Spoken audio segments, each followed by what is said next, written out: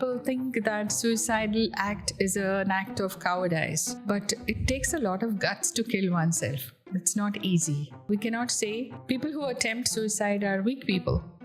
Even the strongest can have weak moments in their life. For example? Somebody very successful and people look up to that person. That person? Yeah, Robin Williams. Yes. We never knew the person was thinking like this. There was no dirt. The person had money, person had wealth, good job, position, family, everything was going right. Man used to make people laugh. Yes, but inside what was going on, nobody knows. Glorifying suicide, especially celebrity suicide. So that's where media has to have some restriction. Sometimes we see even local television. 10 minutes, it doesn't have to be discussed. Why someone did it, how they did it, and all the intricate details. Father of suicidology is Edwin Schneidman. Okay. And he's written a lot of books and a lot of research on suicide. And one term that he coined was psych ache, like we have backache and toothache and headache. He calls this intense emotional turmoil that people undergo as psych ache, for which there is no pill, no medicine. I just searched the theories around suicides. There are a list of 5-6 theories. You can give me a point, like is it valid or to what extent you can state your opinion. There's a controversial take here. Suicide as a rational choice. Suicide as a rational choice centers on the profound premise of individual autonomy and personal sovereignty. So you want to address anything, ma'am? What is the time? 2:10? Oh my goodness. I didn't even realize. Thanks you. I didn't even feel hungry. I'll take that as a compliment. Okay.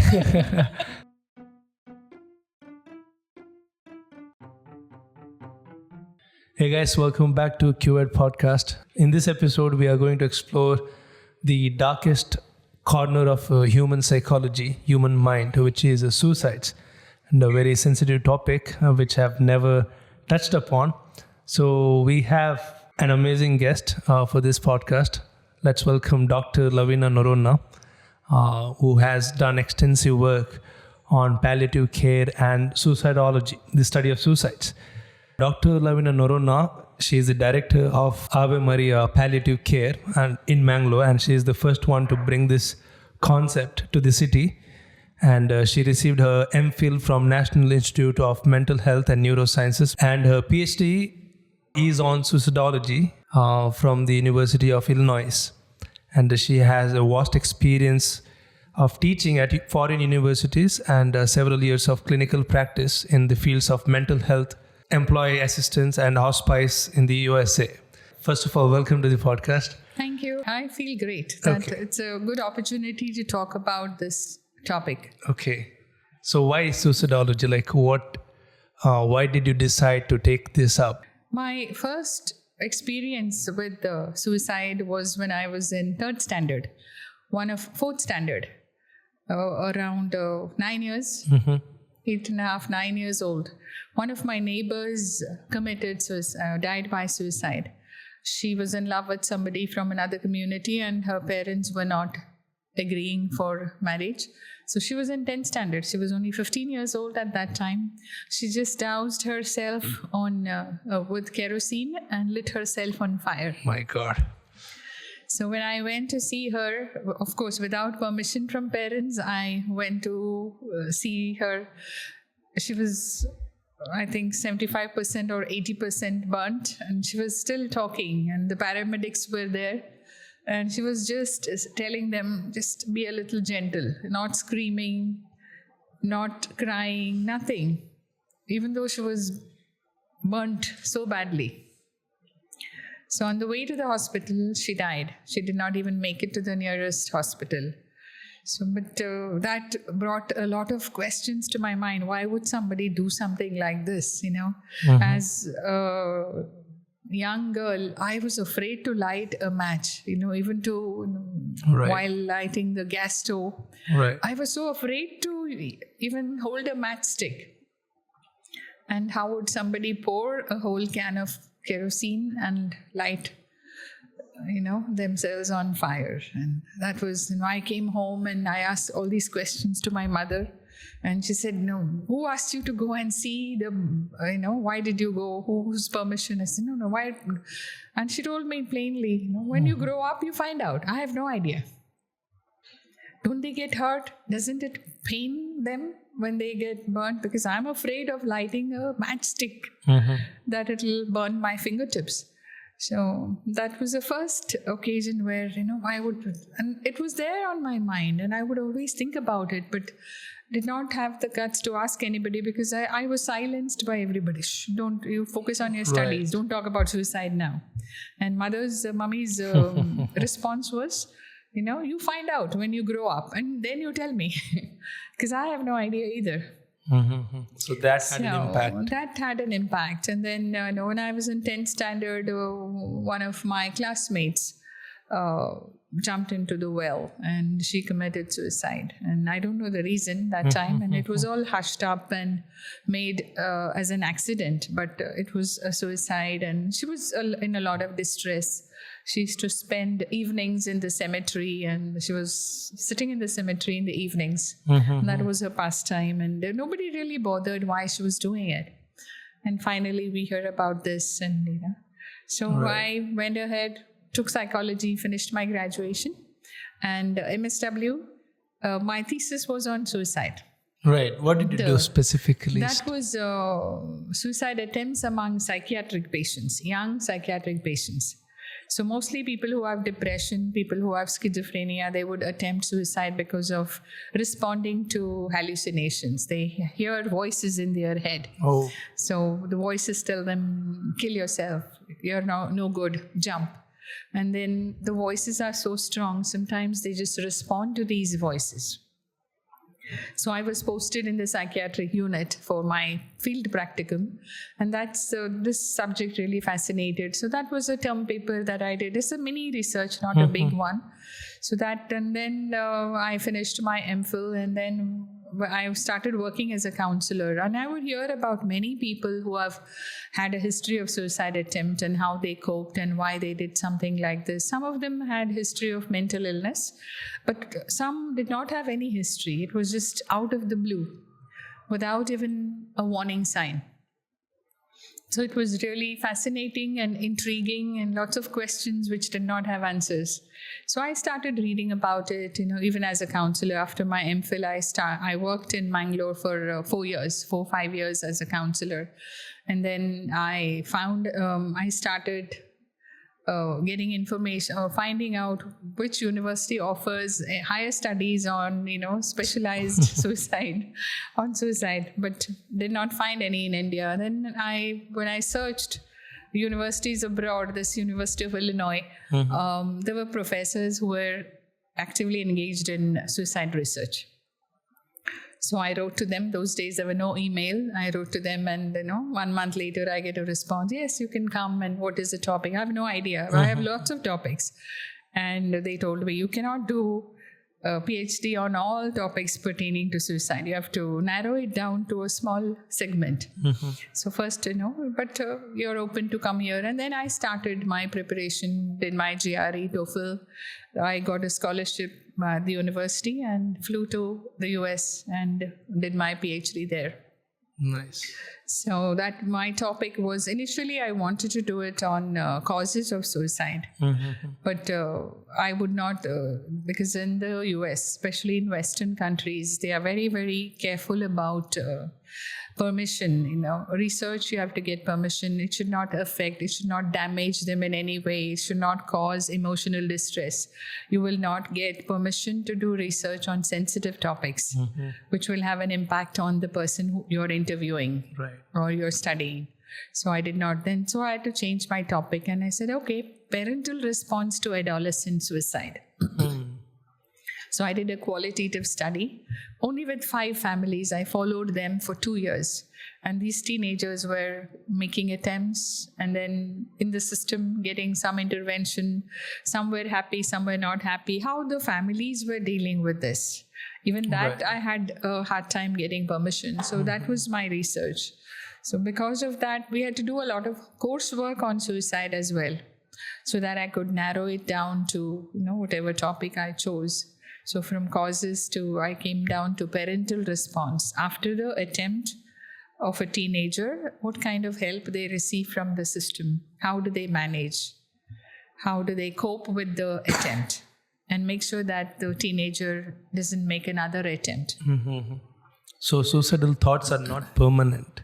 No, they are not permanent. It's So just there is fleeting. a misconception in the public that once suicidal is always suicidal. Yes. It is a myth. Okay. One suicidal is in the morning, somebody can be suicidal, but afternoon it clears. Optimistic. Yes. Because something or the other happens and you don't think about it. So one suicidal is not always suicidal. So today the person is a little down in the dumps, but tomorrow will be different. So there is always hope. And at that time, there is a narrow window. It's a small window of opportunity people have to impact someone else's thoughts. And that's where intervention comes in. If you meet the right person, or if you come across the right medium to help you change your thoughts, you'll be able to change. So how many people have you helped prevent attempting suicide, like counsel? Do you have the number in mind, or? It's difficult to say, but throughout my journey as a counselor, that's my profession. Right. So I have dealt with many people who were suicidal at some point. I have also known people who have committed suicide or died by suicide. So a couple of them. Quite harsh to even digest that. My first question I had for this is, how do they even take courage? What goes inside the suicidal brains? Like how a mind transforms itself into self-terminating. How do that? What goes inside the brain? Like how do they come up with self-terminating attempts? Like how do they even get the courage? It's very difficult to comprehend. Because usually people think that suicidal act is an act of cowardice. Only cowards commit suicide, or cowards think about killing themselves. But it takes a lot of guts to kill oneself. It's not easy. So you can imagine the intensity of pain that drives them to this fatal step. So it's not just easy. It's not just out of the blue. Somebody says, "Oh, okay, I don't want to live, so I want to kill myself." It's not like that. It culminates in final, act of suicide. But there are many factors that lead one up to it. So sometimes some suicides are impulsive. Somebody says something, and suddenly you experience this intense pain, and then they just want to minimize the pain. And suicide becomes one option. There are many options. You can go for a walk, you can clear your brain, and one option is kill yourself. Some people choose this option. So it's just one option. But there are other options too. They're in the tunnel vision. They don't see outside the killing oneself. Correct. Because this father of suicidology is Edwin Schneidman. Okay. And he's written a lot of books and a lot of research on suicide. And one term that he coined was psych ache. Like we have backache and toothache and headache. He calls this intense emotional turmoil that people undergo as psych ache. Intense psychological ache for which there is no pill, no medicine. So when the ache is too much, they just want to relieve their pain. And they don't see any other option at that time. And killing themselves or just annihilating themselves becomes the right option, or seems like the right option for them to get out of that situation. So how complicated is that? Like, is that the only thing that happens inside the suicidal brains out of all the suicidal cases? Is it a psychic pain that they want to get relieved from? Right. Like, is that the only reason? Is that the only thing that's happening in their brain? No, not really, because people who have made an attempt and then survived the attempt, when you talk to them, they tell you it's not that they just want to think about themselves and their pain. They also think about loved ones who will be left behind. And commonly people think that they're very selfish. People who attempt or kill themselves are very selfish. They don't think about their loved ones or family. And they don't know the pain that they are causing to the people left behind. They think about that also. But the pain inside is so intense. The pain that will be caused by their act to the others is negligible, according to them. That's what they say when you counsel them. Yes, I did think about my child, just a 2-year-old. What's going to happen after I die? And I was almost in two minds, die or not to die. Should I attempt or no? What will happen? My husband will maybe remarry, and then my daughter will have a stepmother. Will the stepmother treat her well? Or give her the same love that I gave her? So that mother will go through all that. So she's not only thinking about herself, but the pain that she has inside is so grave. In this situation, this particular lady had just discovered that her husband was cheating on her and had another relationship. And she just could not digest the fact that her husband would have another woman and, how to continue in this relationship. And she felt betrayed. She felt ashamed. She felt completely, she was distraught when she heard about it. So she says that pain was too much, but the pain of leaving my daughter was also there. What's going to happen? That same woman will be my husband's next wife and my daughter's stepmother. But still she made an attempt. But she survived the attempt. And, of course, there are other solutions. But at that time, she says, how am I going to live? And later on, she said, yes. By killing myself, I'm just making things worse.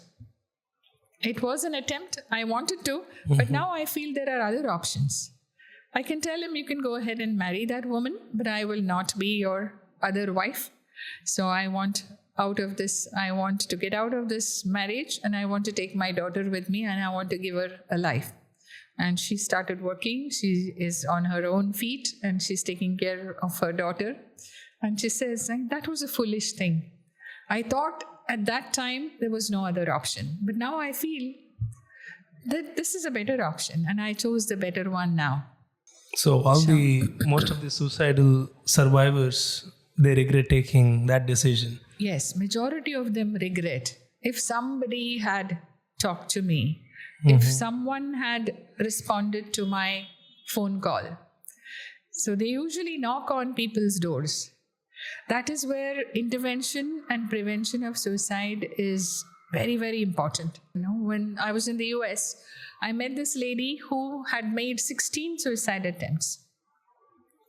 And every suicide attempt failed. And she kept telling herself, I'm not even good at dying. I'm good for nothing. And it became clearer to her after the 15 attempts. And the 16th attempt that she made, it was a foolproof method. And she said, I had everything ready. She tied a noose to the ceiling fan. And she stepped onto the stool. And she had the noose around her neck. And she had written down also, this is it. 15 attempts failed, but this attempt will not fail. Just as she was about to kick the stool away, there was her doorbell rang.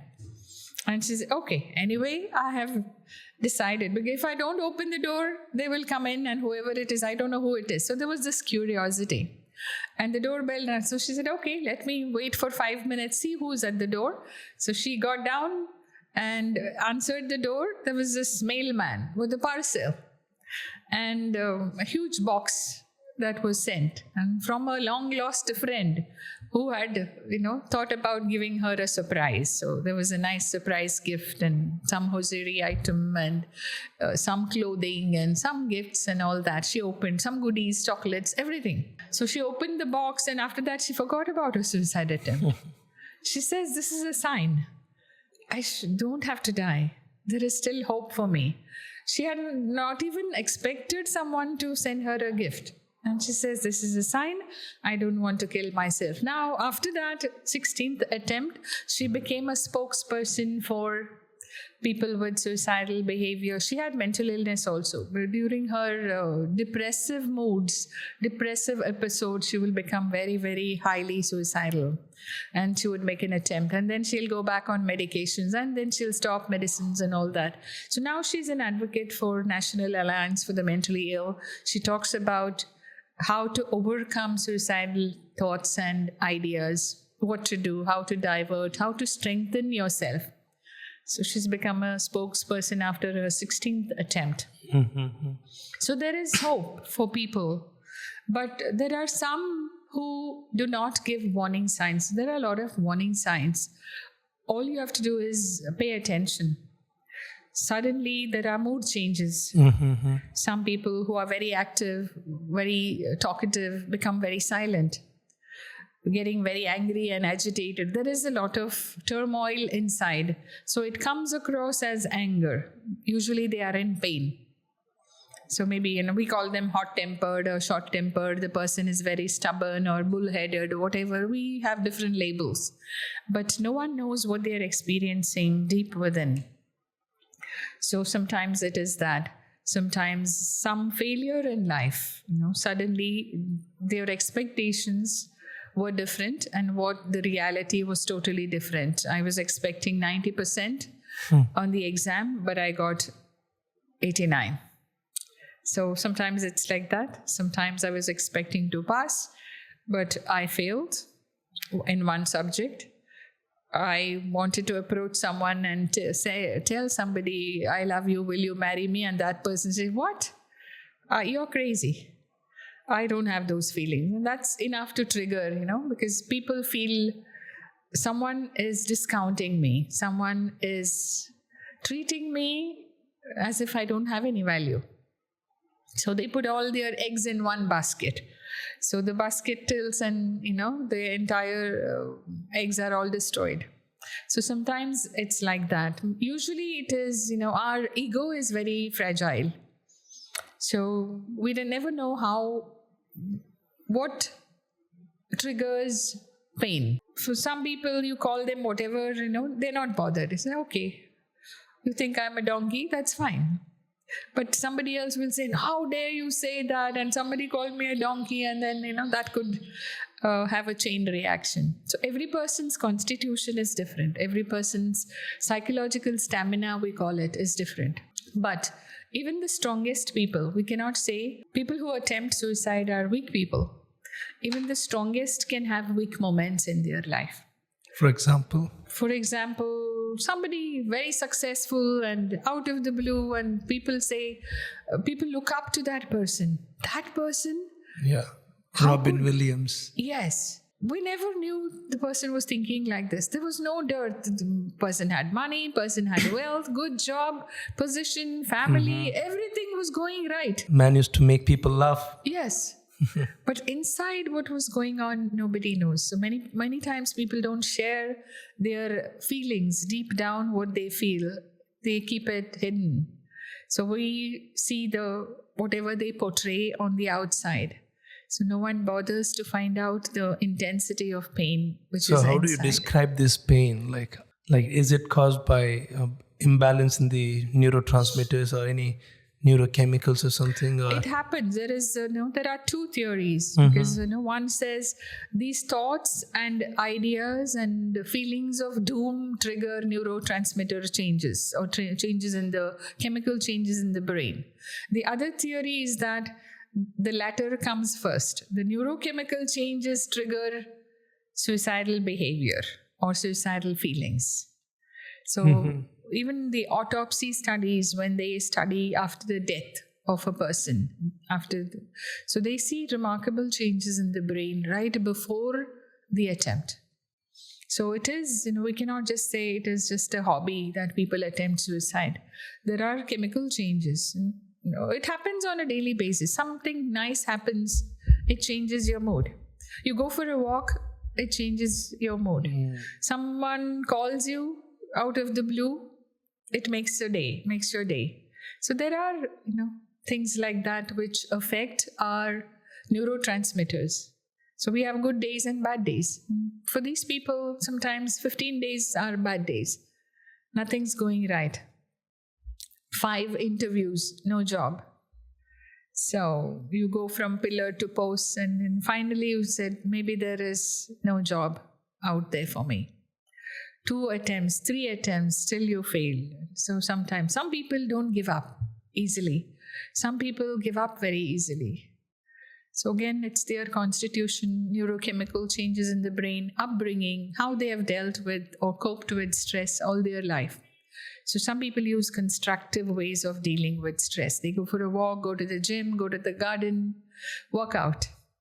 Some people sit in their room, shut the lights, and listen to sentimental songs.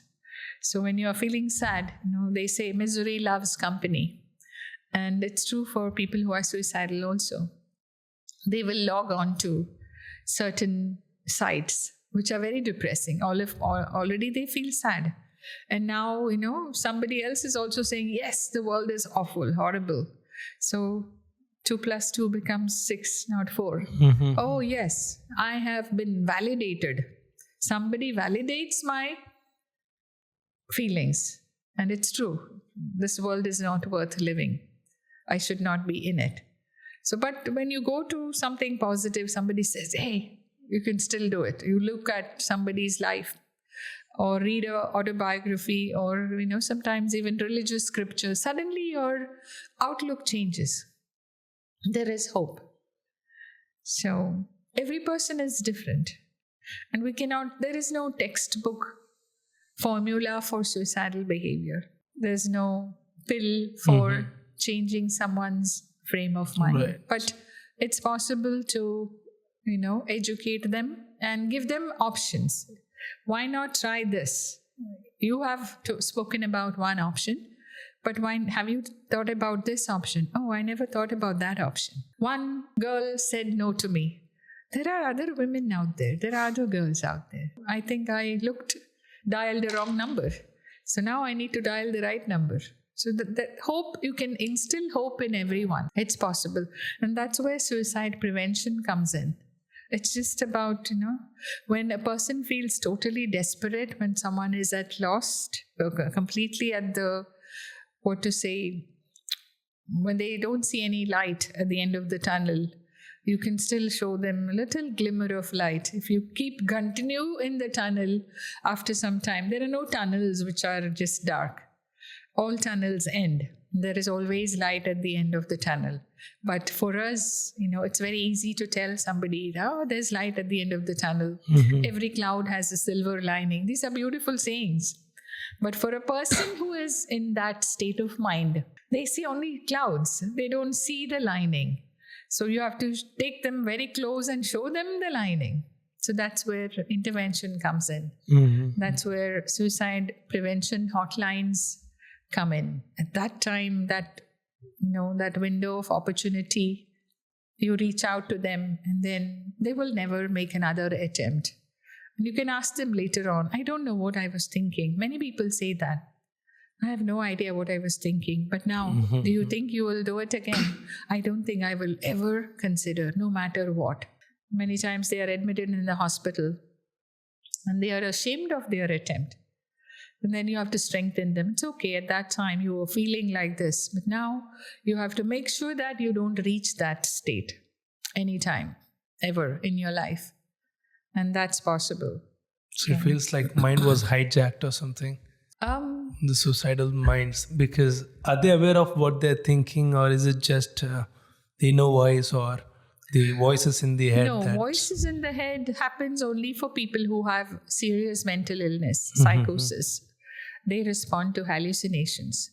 People who have very, very severe depression, they don't even have the energy to get up. They have not taken a shower for days together. They don't have appetite.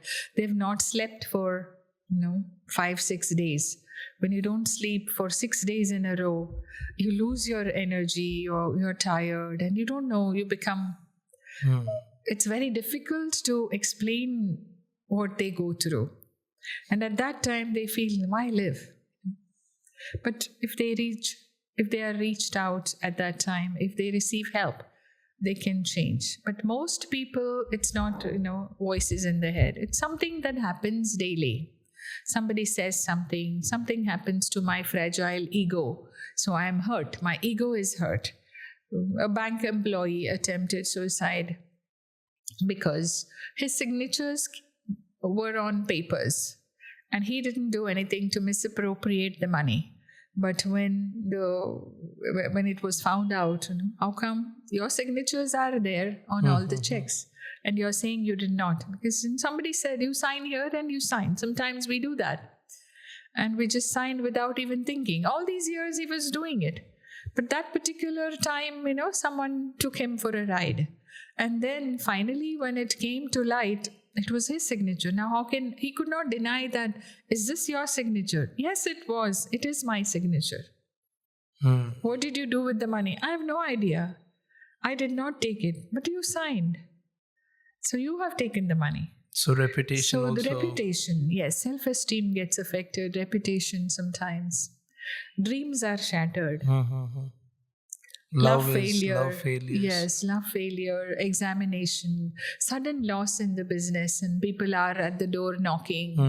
You have Financial pressure. A lot of debt, and you have no idea how you're going to repay.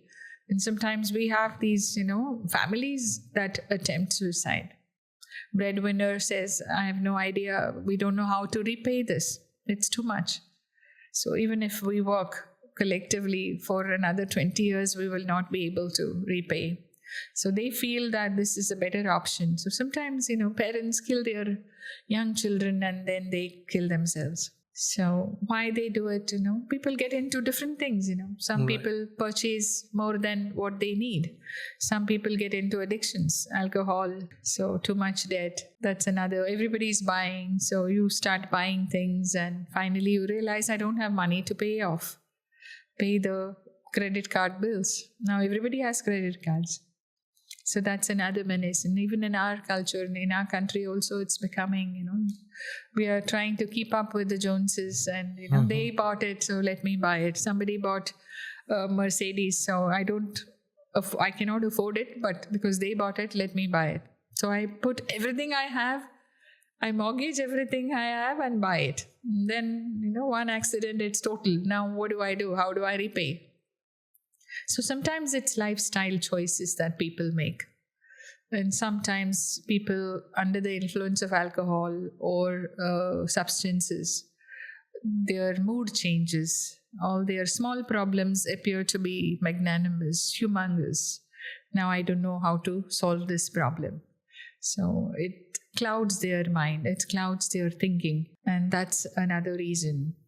That time they don't have any other thoughts, but this is it. I'm good for nothing. I have to go. And that's the best solution. So, but they can be helped. Detoxification, de-addiction is possible.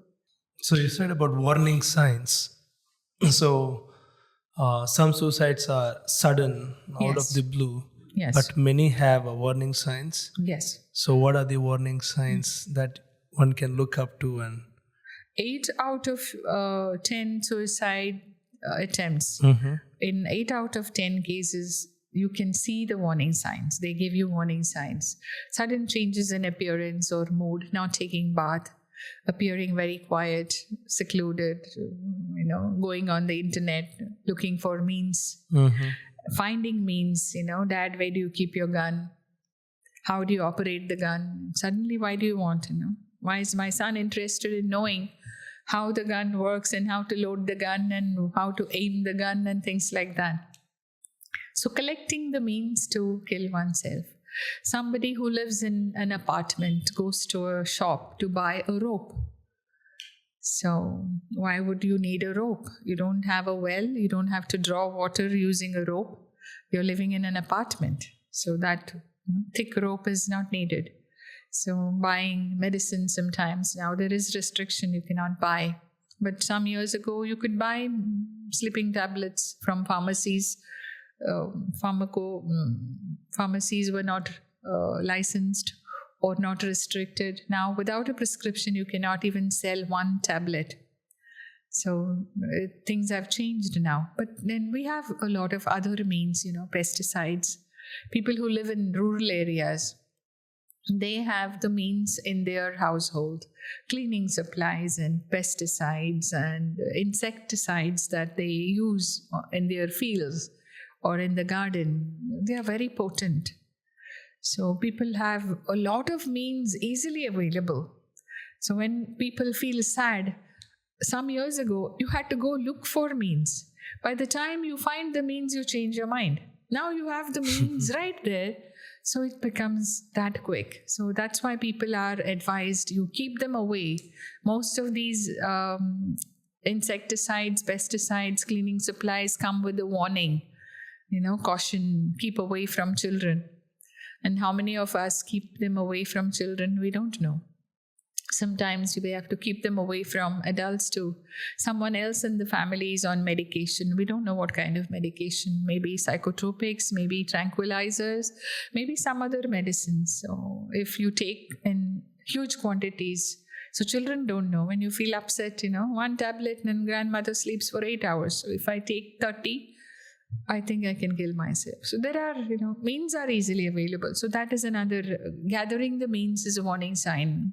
Giving away stuff. I don't want them anymore. You can take my stamp collection. You can take my coin collection. Somebody who really loved and adored the coins and stamps and would never part with a single stamp. Right. Suddenly you give your entire collection to your classmate. That is a red flag. Why would you do something like this? No, I don't need it from tomorrow. So why do you don't need it? But you loved. That's your hobby. Philately is your hobby. You've been doing that. Even if we beg you, you don't even part with one stamp, even the soiled and torn one. And here you are giving your whole collection and your album. Yeah, tomorrow I don't need.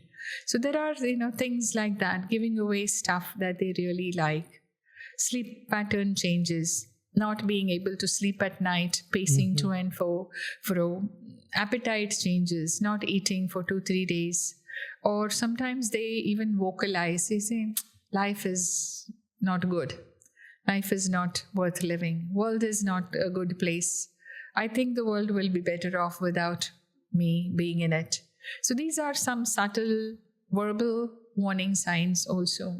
Listening to music, which has lyrics which talk about death. Painting, writing about death themes, dark themes we call them, blood and murder, accident, and someone who dark always themes. painted sceneries and sunrise and sunset and bright things. Suddenly you paint some gloomy things. That's a warning sign for people. Listening to all sad lyrics, morning till evening. Once in a while, everybody enjoys them. And then after 1 hour, you enjoy a upbeat piece. But you're listening to the same, very sad songs for days together or hours together. So those are some warning signs also. Not taking care of oneself, not concerned about appearance, not taking a shower for days together. Not watching TV, every day the person enjoyed watching TV. Now I'm not interested. Not playing, not going out, not meeting with friends, appearing to be alone. So being a loner, sudden personality changes. So these are some warning signs. So you can see sometimes, best thing would be to ask people what's going on. You're not your usual self. But if we don't ask them, they will not tell us. Very rarely they will go and say, I am feeling like this, please help me. Sometimes they do. But sometimes, even when they ask people, they have to be ready. When somebody calls, I'm a little busy, can you call after half an hour? And then you call somebody else. And somebody says, can we do it tomorrow? Can I come over? I just need to talk. I just have a lot of confusion in my head. Oh, yeah, I'm very busy today. Can we do it tomorrow? So tomorrow you see the person's picture in the newspaper and you realize, the person really wanted to talk. And I said tomorrow. There's no tomorrow for them. There's only tomorrow for us. So that window of opportunity, we get a lot of opportunity to reach out to people on a daily basis. You're not your usual self. What's going on? Can I do something? Do you want to talk about it? Some people say, no, I don't want to talk about it. Just leave me alone. I said, okay, can I just sit with you? Your choice. You can sit on a different chair. I'm sitting in this chair. And you sit for a long time. And the person is not saying anything. After some time, the person who is suicidal gets tired. Are you going to say something? No, you said you leave me alone. I don't want to talk. So the fact that somebody is sitting by me for 1 hour without saying anything shows that someone cares for me. So I can open up, I can tell. And that's small thing we can do for somebody else. And then they say, oh yeah, this is what it is. Many times people who are suicidal, they feel that other people will not understand why I'm thinking like this. They will say I'm stupid. They'll laugh at me. They'll call me a coward. And we do. Usually society labels them as all of the above. Mm-hmm. So they don't have the guts to share with somebody. Will they laugh at me? They'll think I'm stupid. I'm not strong enough. They'll think I'm weak. I'm running away from life. It doesn't matter. What they think doesn't matter. But I need help at this time. I have to get help to change the way I'm thinking. I feel rotten inside, and anybody can help me. It's okay to take help. And it's okay to receive help. And that message we have to give people. It's okay to be suicidal. It's okay to feel sad. Everyone feels sad. Everyone gets angry. Everyone feels frustrated once in a while. Not every day. Because of circumstances. But things change. Life changes. We have to give it some time. So that hope has to be instilled in people. And that's what we do in suicide hotlines also. Give hope. Yes, when they feel very pessimistic. That's why, but there's this ambivalence that we see in people who call the hotline. They want to die, but they also want to live. That's why they call the line. If they only wanted to die, they will not call and ask for help. They want to find the reason to live. Yes. I want to die. There are 10 reasons to die. And there is one reason which is telling me I have to live. So I need to talk to somebody. So what happens after that? We have a lifeline, suicide prevention lifeline in Mangalore, which has been operating since 2017. When they call the operator, which is a landline number. The operator gives the call to the volunteer. We have trained volunteers, about 36 of them, who listen to distress callers. So they sign up for 8-hour shifts, 7 days a week, 24/7. They are available. In Mangalore? In Mangalore. People from all over the country call us. So sometimes, from Sikkim and Nagaland and Jharkhand, they just Google and find out there is a suicide hotline in Mangalore. And sometimes, how do the responders respond to that sudden call? Like if somebody is suicidal and they call through the hotline number, how do these counselors who are sitting in the other side? The operator gives the call to the volunteer on duty that day, and the volunteer just listens to them. I'm so-and-so. And let's talk about what you're going through, what you're feeling. And sometimes the calls are as short as 10 minutes. Sometimes they last for 1.5 hours. They just want somebody to listen. Yes. At the end of the call, the volunteer asks them, how do you feel now? And some of them are very highly suicidal. When they are suicidal, when they are at risk of killing themselves or harming themselves, we do a no suicide contract with them.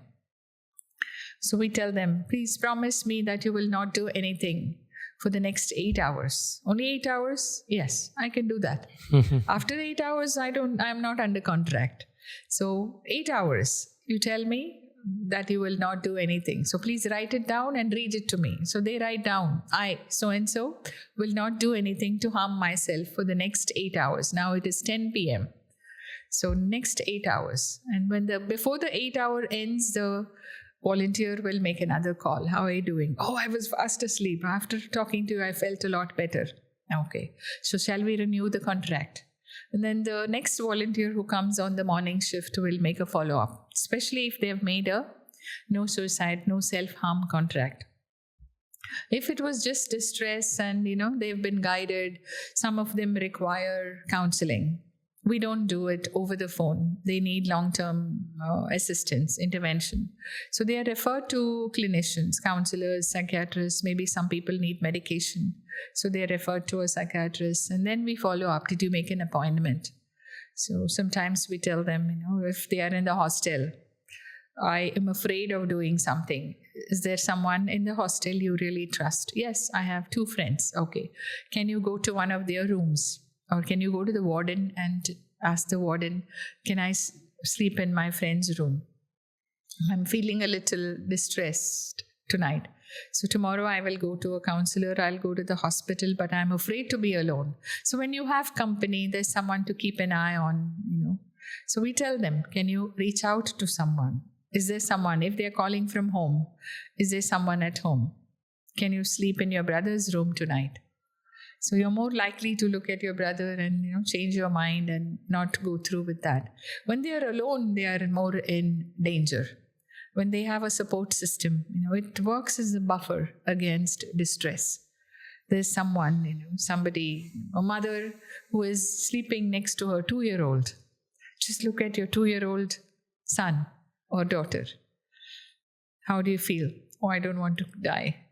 So tell me how to live. What should I do? What are the options? How can I go on? With all these things, is there any other solution? So there are many ways of instilling hope. So hope is all they need. Yes, hope is all people need. Even when somebody says, I'm in a lot of debt, I have no idea how to repay. And sometimes people call us. And sometimes, you have to step down from your professional training. I'm a trained mechanical engineer. You may not get a mechanical engineer job, but working, below your qualification also is okay. It's a better option than killing yourself. And then suddenly they say, but it's, shameful. All the others will laugh at it. It doesn't matter. But just imagine you go through with your action. Will they be happy with you? No, they'll all laugh at me. Okay. So that have a spotlight effect. Yes. Since they think better. People think about them. Right. Which people don't. Usually people think about their own worries. Correct. Right. So they think about world is laughing at me. Something like that, is it? Right. No, other people will laugh at me if I, do this job. I'm a qualified engineer and I'm working like this. I'm doing field work. That's not good. What others will think of me. What will others think? Yeah, that's also there. Doesn't matter. What you think about yourself is more important. What others think of you. At the end of the day, when you go to sleep, you should know that I have done the right thing. I am doing the right thing, and that will help you sleep better. Will this help you sleep better? No, this will not. It will be disturbing. So I will list down some of the conception about suicides with the public so you can express your opinions on it. Like, is it wrong or is it to what extent it is right or something. Suicide happens suddenly, like it's an impulsive decision. Is it always? No, not always. Only sometimes, very rarely. That can't be preventable. It's sudden, right? Yes, suddenly it's an impulsive act. Something happens, you have a fight, and suddenly you go jump somewhere and gone. Not even a second thought. So, but once in a while it happens, those impulsive decisions. But most often it's a well-planned, well-thought-out act. So, do you have an incident to share on impulsive decision, sudden? Impulsive, yes. Some years ago, 10th standard results were out.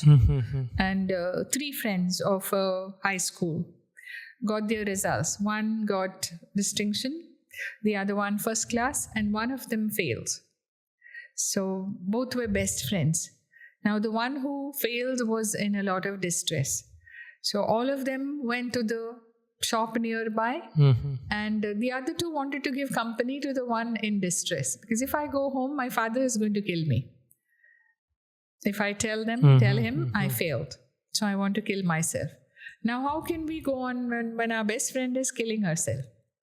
So instead of instilling hope in her, they did not find any other option. So what they did, let all of us, since we are best friends, all of us can die, all three can die together.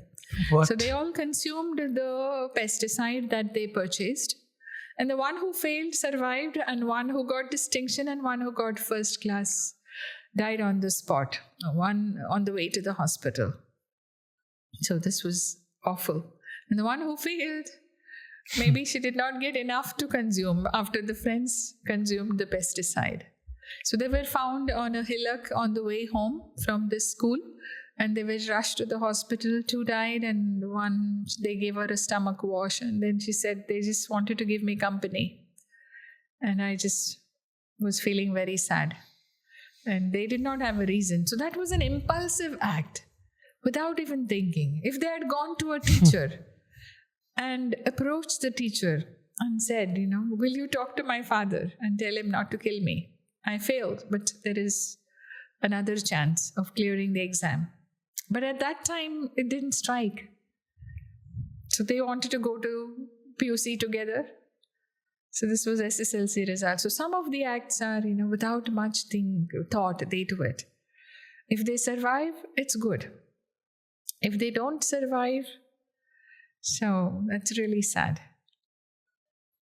So is it a new phenomenon, like in India, like students suicide because of parental pressure, because of not getting into prestigious college or something?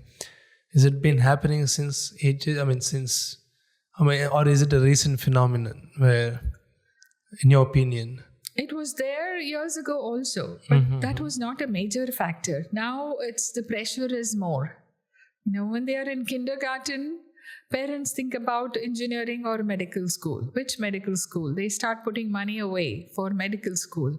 And you don't even know if that kindergarten child is interested in being a doctor or an engineer. It's really sad. We have these residential institutions. We have coaching centers, which are destroying young minds. Percentages. Right. Focus is on 90%, 99%, and we are killing our young generation because of pressure. You have to do this. Father who is a doctor says, who's going to run the clinic after me? So you're manufacturing another doctor. Doctors cannot be manufactured. It's an aptitude. If your son wants to be a painter, why not? Let him go into fine arts. No, how can a doctor's son go into painting and music, and there's no respect, there's no money in it. So people's mentality is different. People are very competitive, and even educational institutions are pressurizing our young generation. You have to do this. Without SSLC, you cannot amount to anything in life. And we have many success stories. Even without 10th grade, people are leading a good life. So we have to change that. It's very, very difficult. It's becoming highly competitive, and all these exams, entrance exams and fees, and just a graduate degree is not enough. You have to get a postgraduate degree. And after you get all this, you have to be in the job market. And then you work for, 2,000 rupees a month. And for a whole year, you cannot even get more than that.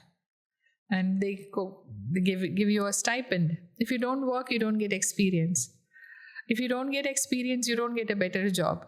So with 2,000 rupees a month, what can you do? And these have, engineering degrees and all that. So we are really taking the younger generation for granted. We are ruining them in some ways. Right. Parents, administrators, teachers, industries, we don't pay them what they deserve. So we are demeaning them in many ways. So all that affects their self-esteem. And then you counsel them and tell them, you're okay, this is how it is, you will amount to something, but we don't show it in action. So in some ways we have dual standards. We say something and do something else. So distinction, you have to do this, you have to achieve this, and all the distinction holders' pictures are at the entrance of the educational institution. because that's just an, advertisement gimmick for this. them, for the institution. We got so many students who got distinction this year. So if you come to our institution, you too will get a distinction. There's no hard and fast rule that you will definitely get one. So we don't bother about what they want to do. Society decides what they should be doing. And they cannot stomach that pressure. It's too much.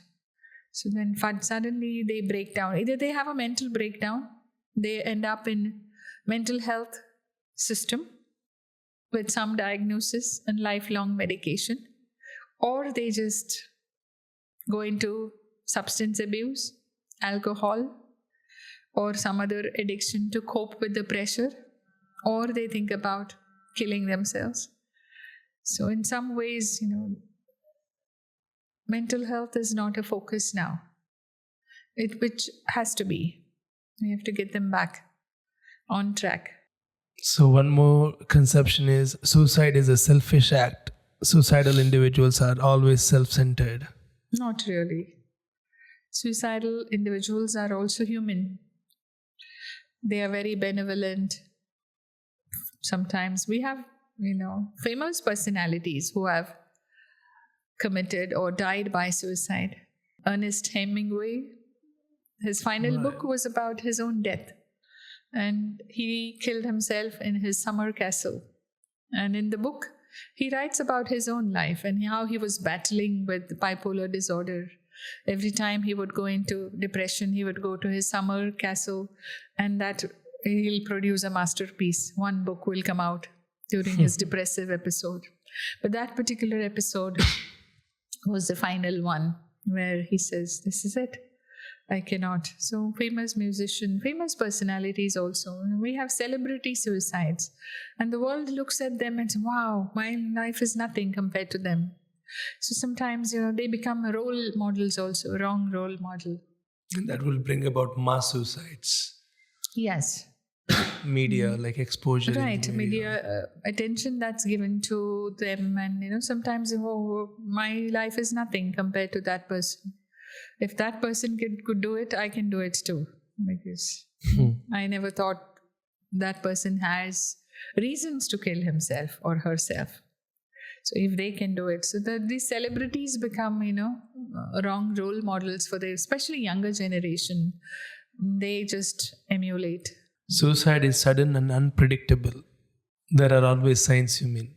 Yes, there are always warning signs. Yes, in majority of the cases, it's a well-planned act. Some people contemplate and think about or plan suicide for months together. Not even days or weeks, months together. And finally, it happens. So they struggle with the thought for a long time. Should I do it or not do it? Which is a foolproof method. And they go to different websites to find out which is the least painful and most quick one. So all information is out there. What is the best permutation, combination? What chemicals can be used? Different things. So which is the most common way of means of doing it? In India, we have hanging and water resources. Okay. We have everywhere there is water.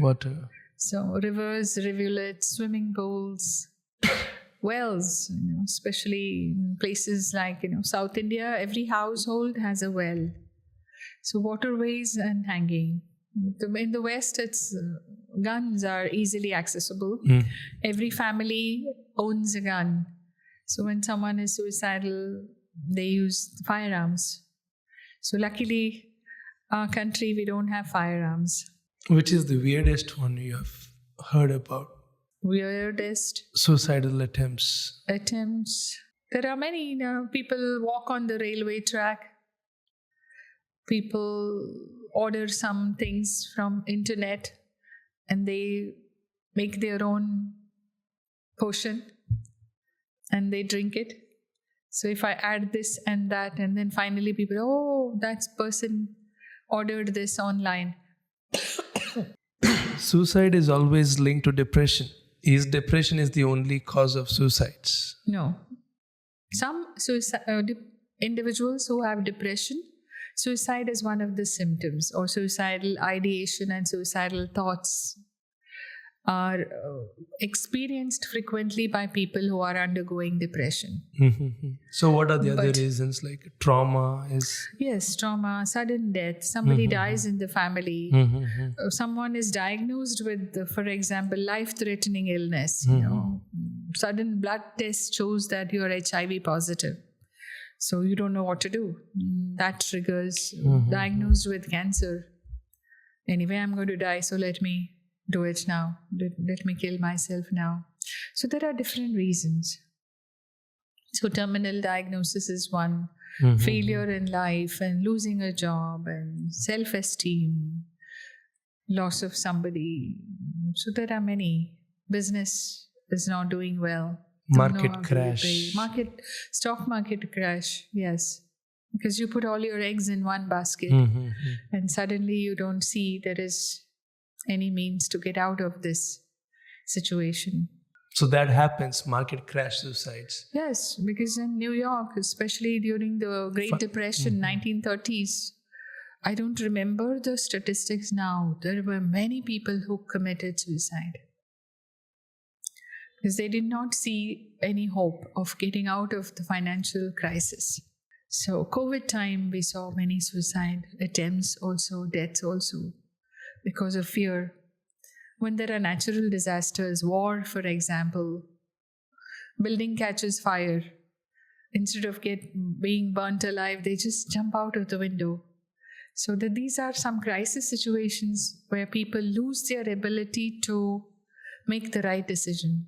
And just at that moment, they think that they can save themselves by jumping out the window. But if you jump out from the 13th floor, so even natural disasters, floods, and sometimes the entire family is washed away in flood, and the only survivor also says, I want to join them. So many people, it's like that. Okay, they have the afterlife concept in mind, is it? Yes. So I am enough of this life. I want to get to the another stage. Correct. I want to be where they are. Maybe they are at a better place. I'm not in a good place. So suddenly wanting to be one with people who have gone already. So whatever reason. Even culture plays a role. Like if one culture believes there is afterlife, there are these stages of life. Correct. They think, okay, I'm done with this stage of life. Let me move to the next stage. Right. Because this is not okay, so next one will be better, So that's how they feel. And that's how we've had, many lovers attempting suicide together or dying by suicide together. We cannot be together now, so at least we can be united in death. So we've had many, historically we've had many situations, many. We've heard about many. And of course, we had this sati system. Right. That was more for social reasons. Widow did not have a dignified way of life after the death of her husband. So instead of just living like a vegetable, totally at the mercy of other people, so there was honor in dying by jumping on the funeral pyre of your husband. Even when the young women, queens were captured by the enemy and they will be used by the other, opponents. So best is to kill yourself. Soldiers sometimes kill themselves. If I don't kill myself, they'll kill me. So not to surrender. Yes, not to surrender. So we don't know whether it's a heroic act or, sometimes, these are social reasons why people, some famous personality dies. When MGR died in India, he was a very famous actor in Tamil Nadu. And when MGR died, so many people, they were worshipping him. So when he died, many attempted, some even completed. Some died by suicide. Suicide affects only mentally ill or weak individuals? No. Even the strongest and mentally healthy person also can have that moment where the person says, no, death is better. I don't have to have a diagnosable illness. So most of the time, especially students, and they don't have diagnosable illness, especially those who make impulsive attempts. They don't have a history of mental illness at all. No depression, no mental illness. Suddenly things are not going okay. They see this as an option or the only option. People who talk about suicide won't actually do it. Suicidal threats are attention seeking. We used to think about that. And many times people are ignored when they talk about it. Oh, I want to go run away. I want to die. I want to jump into the well. One fine day they may do it. So normal people don't talk about it. I want to do this. Death is better. Only when they have something that's troubling them, only when they are in distress, they mention this. They talk about it. So this is not really true. It's not always attention seeking. Sometimes it could be to get attention. Sometimes the suicide attempt gives them attention.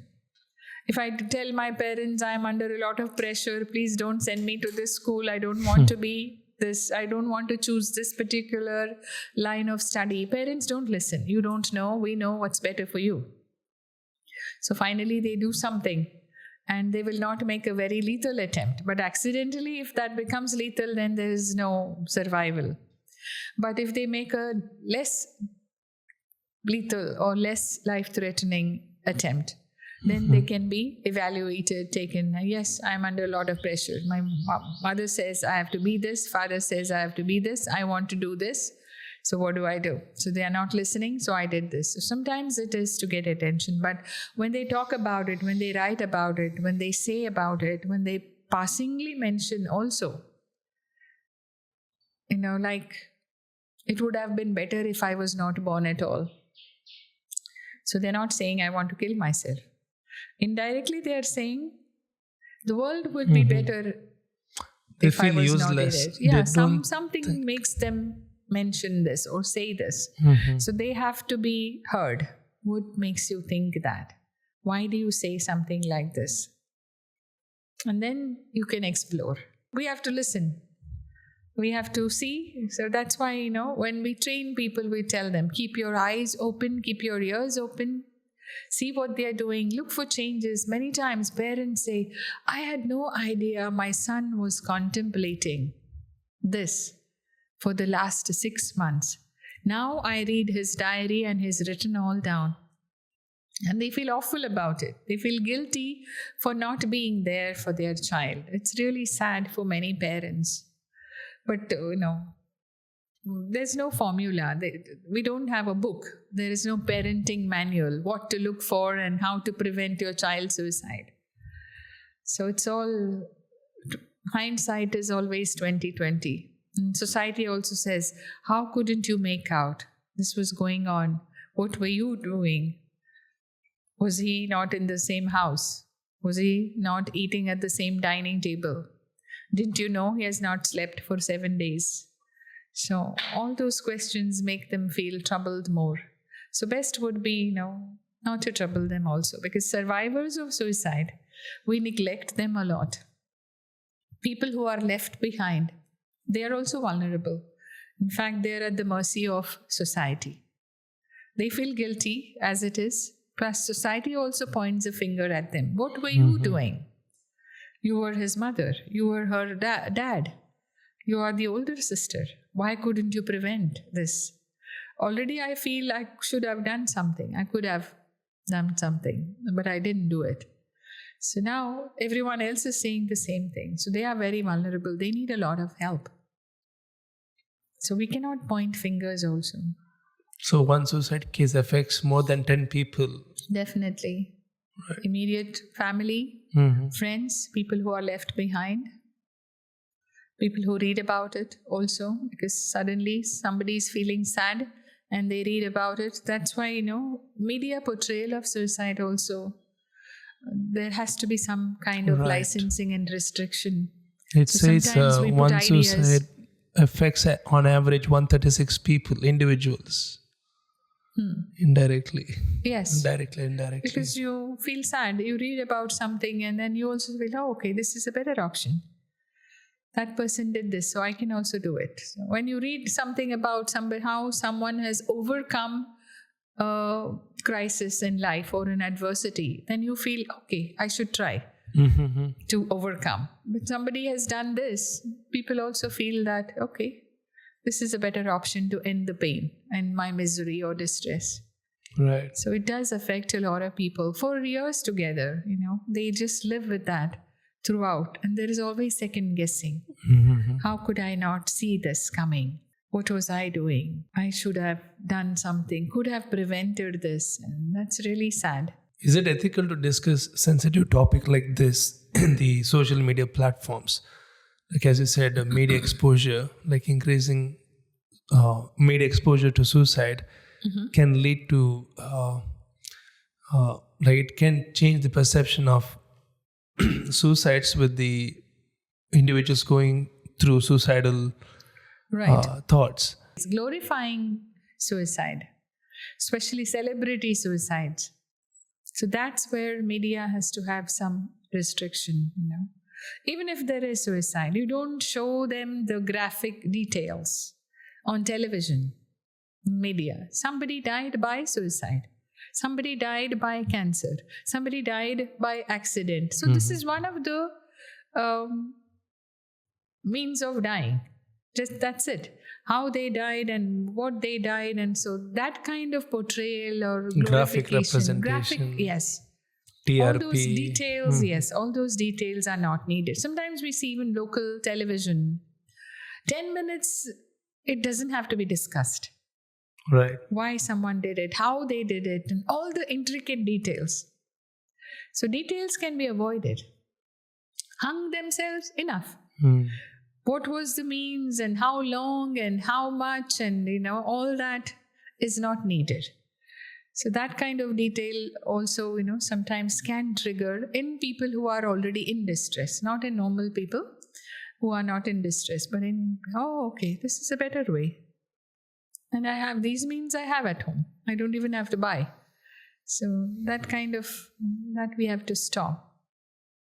It kind of gives them validation. Okay, somebody has done it. Correct. Something like that. So that's why we have cluster suicides also. When one student attempts, there are sometimes series of suicide attempts in the neighborhood. So family, 2-3 members of the same family. Suicide doesn't run in families, but it could be a, social learning, role model. Grandfather did it. So when I feel upset, I can also do it. Sometimes suicide also takes place because, they commit suicide because they can't take the physical pain. Yes. The elders correct can't tolerate. Yes. What is it called? Mercy killing. That's a different thing. Euthanasia is different. Okay. Physician-assisted suicide. In our country, we don't have. It's not legal yet. Oh, it's not legal yet? No. Okay. No. So what's your stand on that? Euthanasia, people think about dying when their misery is unbearable. But if you can alleviate their pain in some way, they don't have to think about suicide. Like palliative care. That's what we do in palliation, in hospices. We try to do pain management to relieve their suffering and pain by medication. So when the pain is less, I don't have to think about dying. When I was in a lot of pain, I was thinking, oh God, how can I end my misery? But now there is no pain. There's medication to reduce the pain. So euthanasia is, many times, especially in the Western cultures, people feel that they don't want to be a burden on other people. So they don't want to depend on other people. Right. They want to be walking and, not in bed and all that. So this is basically a Western concept, right. I would say. I just searched the theories around suicides, why suicide takes place. Like there are a list of 5-6 theories. I would state them. You can give me a point, like is it valid or to what extent you can state your opinion. The first theory is called escape theory. Suicide as an escape from unbearable psychological pain. Individuals see death as the only solution to end suffering. That is what you have stated, escape theory. Yes. And the second theory is cognitive construction theory. Tunnel vision during suicidal crisis. Yes. Reduced problem-solving capabilities. Limited perception of alternative solutions. Right. Suddenly your vision becomes very narrow. and you see only one option, death as the only option, and you are blind to all the other options. And you're attracted to it. Yes, you're attracted to it because you don't see it. So cognitively, you're so pessimistic. But when you talk to someone, they'll say, no, there is another option. No, there's no option. So there are better options. So most of the time they're lonely. Like they don't have someone to speak about. Yes. It's not that they're taking that decision and silently without telling anyone, even if they're in the company of others. Correct. Sometimes they share, but the other people are not able to hear them or listen to them. Or understand what they are going through. That's also there. They also feel lonely even in the company of others. Yes. We were at a party and, I remember one person writing and everyone was enjoying and there were lights and people were all happy. I was out peeking through the window in cold winter snow. And this was a poem written by, a child who had attempted suicide. His parents were my respondents also for the PhD thesis. And this was his poem. So he wrote about it. Everyone is having fun. Everyone is enjoying. I was out in the cold winter snow, peeking through the window, looking at the life inside. And I was outside in cold. Everybody was warm inside and there were lights and I was in the dark. So this is the mentality. This is exactly the frame of mind of a person who is suicidal. I am in this rotten place. Everyone else is in a better place. Even if I share with them what I am going through, I don't think they will understand my pain. So that's the hesitation. Most of them say, I don't think you'll understand. You try. Has anyone, been in this situation? We don't know. There's biological theories, genetic predisposition theory, genetic markers potentially increasing suicide risk, familial transmission of suicide vulnerability, neurochemical imbalances. So here it states there are genes responsible for suicides. Suicide is something genetic sometimes. So have you read about it? More than suicide itself being genetic, there are some mental illnesses like bipolar disorder. There are some personality disorders. So there is a genetic disposition. That doesn't mean that, in one family, both parents committed or died by suicide. All children will commit suicide, not necessary. But they will have the predisposition. So same thing, they have the predisposition to inherit the genetic loading for depression. And so lifestyle pulls the trigger. Lifestyle, yes. When things don't go, that could trigger. So it's basically, I would say, mental illness, some kind of mental illness. Also coping mechanisms. So bug in the software, if you have terminology. Yes. Social media theories. Like in Reddit and all, if you see, they say it is like if we consider ourselves as a software of mind, it's like a small bug, like everything has a bug, right? Correct. Nothing is perfect. Correct. It's like a small bug in the software. Yes. So it's like a small virus which corrupts and corrodes the entire system. Right. So same thing happens. A small virus can change your thinking and cloud your thinking in such a way that you don't see light. You see only darkness. That's possible also. Sociological theories. It's called Durkheim's social integration theory. Suicide rates correlate with social integration levels. Less integrated individuals are more prone to suicide. Social bonds act as protective mechanism. Yes. Socialization, network, social support system, definitely. He's a great sociologist, Emil Durkheim. Many years ago, he theorized that society is responsible for suicide. It's the lawlessness, chaos in society. So we see that during, in war-ravaged countries where there is a lot of political unrest, economic distress, people don't know what to do. So suddenly you lose all hope. His theory talks about, how outside factors can influence the mind and make people suicidal. Oh, there's a controversial take here. Suicide as a rational choice.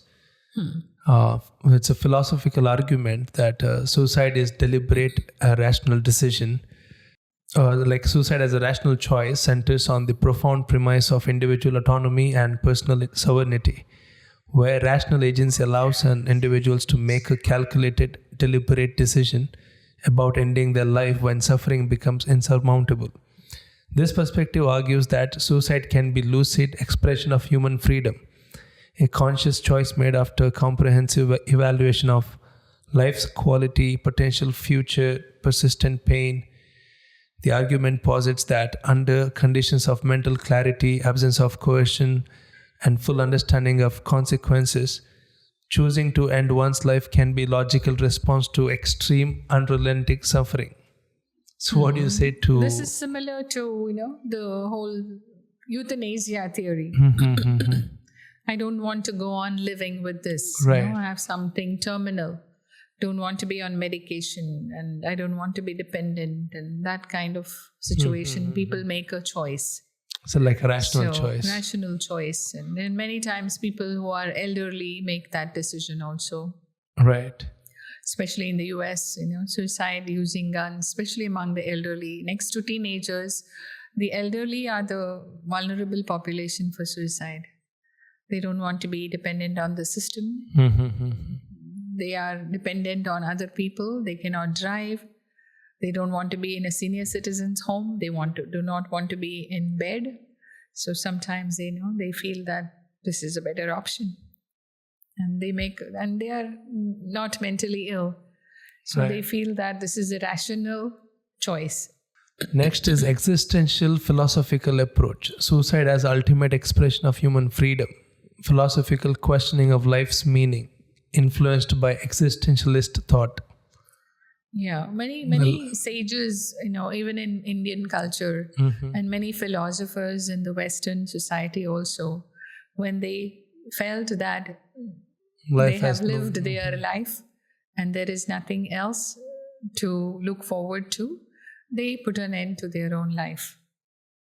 So they are no longer useful, or they feel that I'm tired, I've done my best. So sages also, they stop eating for many days, and then it's not actively attempting, but not taking care of oneself. Not taking care of oneself also. Passively telling, it's okay. There's neurological theories, brain connectivity disruption theory, altered neural network connectivity, specific brain regions dysfunctions, potential neurological predisposition, and there is a imbalance in neurotransmitters and leading to suicides. There is a very controversial emerging perspective, which is evolutionary suicide hypothesis, potential adaptive evolutionary mechanism, sacrificing individual for a group survival. Highly speculative and controversial indeed. It's very controversial. It is hypothesis saying suicide is the potential adaptive evolutionary mechanism, sacrificing individual for a group survival. What is the I want to get back to your role as a somebody who has worked on counseling suicide survivors, or somebody who had suicide thoughts. What is the most challenging part here? Like, how do you cope with, how do you convince them to, give hope and give them a reason to live? Because sometimes, they talk about their life situation, and you tend to agree that there is a lot of distress and there are reasons to be pessimistic, but you cannot tell them that. So, you cannot tell them, if I was in your position, I would have done it too. You cannot say that. So there are some situations where you feel, now, how do I instill hope? But then you take a step back and say, no, I cannot over-empathize with them. So now I have to take a step back. We cannot advise them and say, no, it's foolish, there is hope. And so you cannot just talk at the top of your head. You have to understand what they are going through and empathize what they are going through. I understand your pain. It is very difficult. Having survived all this, someone, after brutal sexual assault, the person says, how can I live? I don't want to live anymore. So have you ever experienced something like this? And you have no idea what is the intensity of the pain because you have not had that experience. Someone who is being abused by the spouse, especially there was a gentleman who had called and who was being physically abused by the wife. Both were educated. Now, how can I tell this to other people? They'll laugh at me. No one will believe me. Are you a man? You're being beaten by a woman. You're crazy. It's not the norm. You are, exception. The norm is man beating the wife. And you're talking about your wife abusing you. See, that's why, I thought nobody will understand. So you have to be ready for situations like that also. So there are some situations where you feel, now, what do I do? How do I? Yes, it's the same dynamic here. So majority of the women are abused by men, but there are some men who are abused by women too. Verbally, emotionally, physically. So only because we've not heard about it doesn't mean that it doesn't exist. So incest, for example, sometimes, we've had many calls where mother is abusing the teenage son sexually. We've heard about grandfathers and uncles and fathers and older brothers abusing younger siblings and daughters and granddaughters. Suddenly, this has changed now. Now, how do you respond? It's still abuse, no matter who the victim is and who the perpetrator is. So you have to kind of gain your composure in these situations, and you cannot be startled by anything that comes surprised your way. By. Yes, you cannot be surprised by, and then you say, oh my God, are these things possible? And then they'll be more surprised and they'll think that, okay, I'm a gone case. So best would be, yes, it's really sad these things are happening, but this should not be happening. But so your mother needs help and you need help. It cannot continue. How do I tell anybody? So how can I receive help? So first you need to receive help. You need to talk about it. The minute, the fact that you're calling the line means that you have realized something extraordinary is happening in your family, something against the norms of society. Mother cannot sexually abuse her son, teenage son. You have called. That means you have realized what's going on is not right. That's the first step. Good. So now we'll go to the second step. There's help available. You need to talk about it. And then we'll see how your mother can receive help, because this cannot happen. This cannot continue. What is the reason? So in her case, she was a recent widow. So, but still, there is other support system available. There are other means of coping. And you cannot take advantage of your child. So, for emotional or any other support, for that matter. So that's how you tell them that help is available. Solutions are there for no matter what the gravity of the situation is, what the problem is. So momentarily you're shaken a little bit. And then you regain your composure and say, these things also happen. Just because I have not heard about it, I have not read about it, or I have not experienced it, doesn't mean that they don't happen. So when we train volunteers, we also train them to be not startled by whatever comes their way. You have to be ready for that. So you just cannot keep your mouth open and forget to continue the conversation. Oh, these things. So you have to normalize even that. Okay, these things are happening. It must be painful. It's horrible. What's happening is horrible. Can you prevent all suicide through counseling, through... all suicides, no, you cannot. Only when they reach out for help. And sometimes we hear about suicide attempts or death by suicide of people who are already in the mental health system. They are on medication, they are in counseling, they are in therapy. So even they can have that vulnerable moment despite the support system.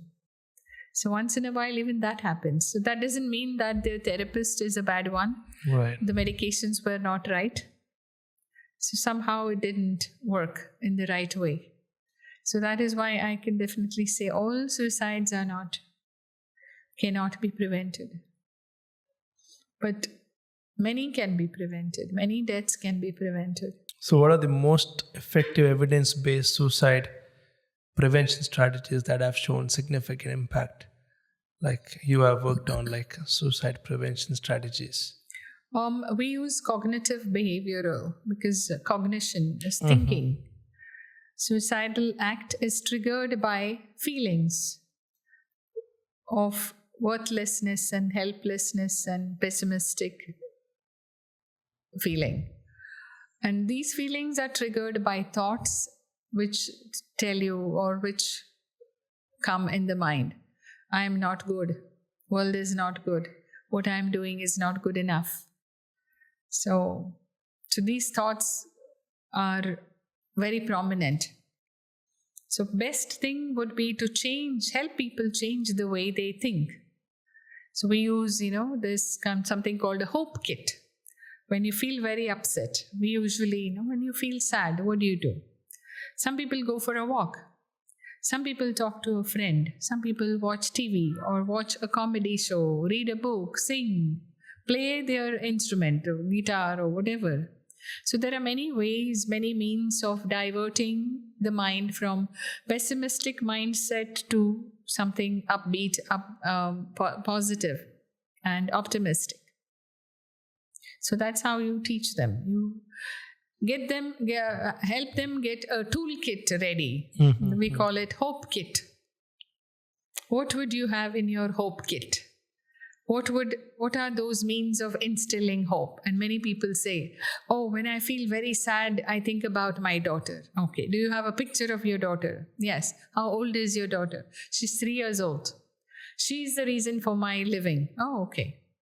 So when you think about your daughter, you feel good. So keep a picture of your daughter in that box, in the hope kit.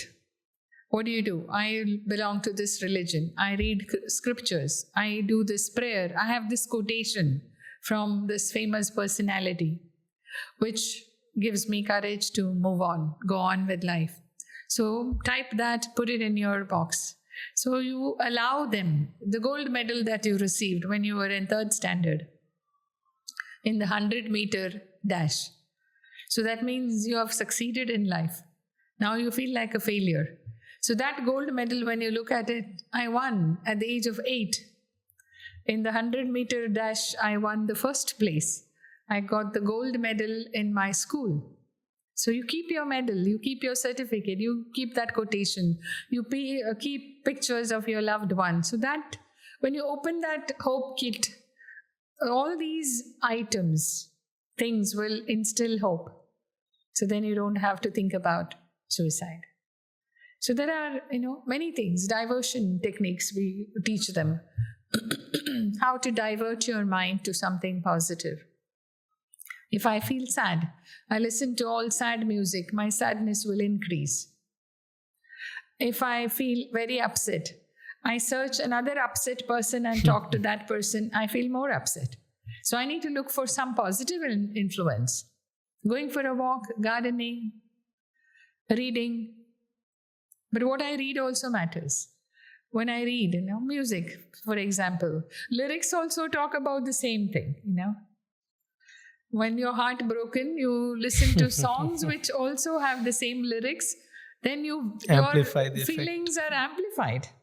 Instead of reducing your pain, it increases your pain. So you need to look for something else. Sometimes they do deliberately. Just you want to amplify the feeling. Because people have this tendency to wallow in misery, wallow in self-pity. I feel miserable, so I want to feel more miserable.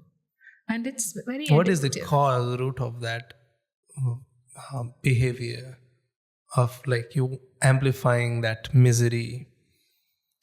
Like when they felt heartbroken or something bad happened and you consciously, not unconsciously, consciously consume that content which amplifies that feeling. Yes, maybe self-pity. to get it out of the system. It's Once and for all. Flooding, yes. You flood yourself with the lot of misery and then you're able to overcome. But what if you're not able to when you're amplifying? So at that vulnerable moment, that's a very vulnerable moment. So people cry a lot. So when they cry, they feel relieved after a lot of crying. It's okay. Oh, now I feel better. So after a good cry, they feel better. After watching a positive movie, they feel better. So both have the same influence. It's cathartic to vent all those feelings. Anger, maybe aggression, pain. So you just let it out. So you you use these means to allow you or help you to let it out in some ways. So that could be therapeutic also. But then you have to have a handle on things. Great. This has been a great session. So I will come to my last question, which is quite important. What advice would you give to someone who is struggling with the suicidal thoughts? Maybe through YouTube algorithm ended up in this podcast. So if they're having suicidal thoughts, what would you say to them? Like how do they can cope up with it? And also, how can someone whose friend is or some family member is going through suicidal thoughts can give them a good company? Best would be not to leave them alone. Because when they are left alone, they can go through with their plan. And they can implement their plan, and that would be dangerous to their life. So they're just saying it's okay, he's strong, he's not going to do it. No, let me just be around them. Keep an eye on them. Not 24/7, but at least be around so that they are not alone. Sometimes they want to talk about. So just listening, not advising, not laughing at them, not calling them coward or weak or escape. You're escaping from pain. You're vulnerable. You're running away from life. These things are not going to help. They are counterproductive, in fact. So best would be to listen. I understand your pain. I have not experienced what you're experiencing. But still, I know it is very difficult. What you're going through is very painful. So as long as someone understands the intensity, it encourages me to share the pain with somebody. So they are encouraged to share their pain. So I would tell people who are suicidal also, talk to somebody, reach out to somebody. When that person doesn't have time, you knock on other door. But don't suffer in silence. There are many suicide attempts are foiled by friends, not counselors, not psychiatrists. So when someone feels very upset, they will not make an appointment with the psychiatrist and say, I'm upset. Because if you call the psychiatrist, he'll give you an appointment or she'll give you an appointment after 15 days. That's too late. So when you're upset, you call your best friend or call your roommate. Tell the person who is sitting next, oh, life is awful. I feel like running away. Your classmate, your benchmate, not even a friend. So that person has to be trained. So that's why we've started this gatekeeper training. Common people can be gatekeepers to keep an eye on each other, to be there for each other. Before they can reach a counseling center or a psychiatrist or a suicide prevention hotline, sibling, family member, parent, classmate, friend, neighbor, anybody. If a person is living alone, can go to the neighbor's house. I'm feeling very weird today. So I thought I'll sit with you for some time. What's going on? So somebody is there. So reaching out, seeking help is very important. That is bravery. It takes a lot of courage to seek help. It takes a lot of courage to tell somebody, I'm feeling this way. Can you please listen to me? So it's very important. And for the others also, not to leave them alone. Keep an eye on them. Give them company. Tell them, I'm there. Anytime, just give me a call.